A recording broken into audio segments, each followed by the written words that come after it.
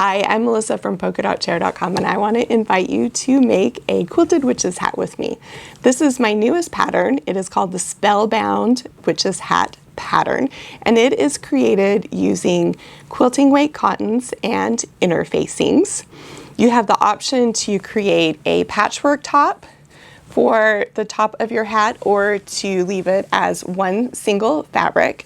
And then you also have the option to create a witch hat that has a quilted exterior and a witch hat that is just a plain exterior on the outside that is not quilted. These hats fit most adults. I do have instructions to size it down a little bit smaller. The sizing on it is pretty generous to start with though. You can find the pattern in my shop, which is shop.polkadotchair.com, or if you're outside the United States, you can grab it on Etsy at etsy.com/shoppolkadotchair.